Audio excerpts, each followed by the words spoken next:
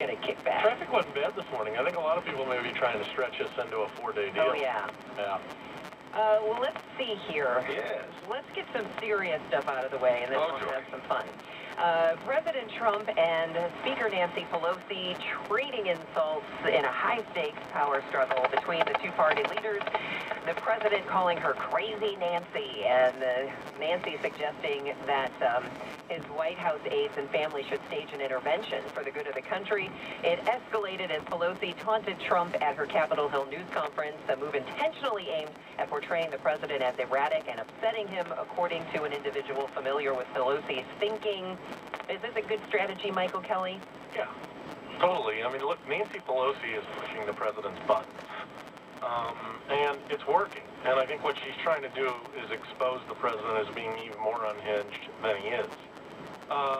What's interesting to me is we've all seen the president insult people, right? He's done it to his own Secretary of State. He's done it to his own Secretary. I think the list goes on and on. But when it comes to women, he likes to go after them in the same way, whether it be Hillary Clinton or Elizabeth Warren or Mika Brzezinski, and now Nancy Pelosi. You know, they're a mess, and it's always about their appearance. This is a bad person who has a real problem with women. And when he calls her Crazy Nancy, that's fine. That's just a child sitting in the White House. But the way that he goes after women is just disgusting. Well, all of this, you know, the politics of all of this is not helping the country. And I think it's wrong to place all the blame on the president here. Pelosi's certainly playing along. And, you know, look, the economy in this country is very strong right now, but we have some real problems that need to be addressed. One of them is our infrastructure.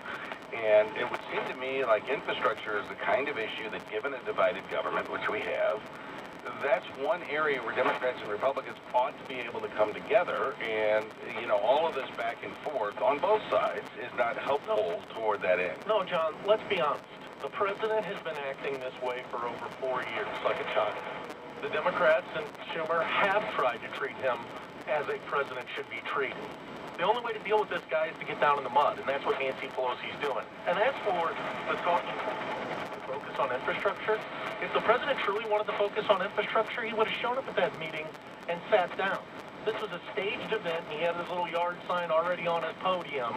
This is nothing more than a political play by a president who has only one trick, and that is to go out and insult people. Well, it is. Do you believe that should the Democrats drop all of the investigations in order to move infrastructure forward?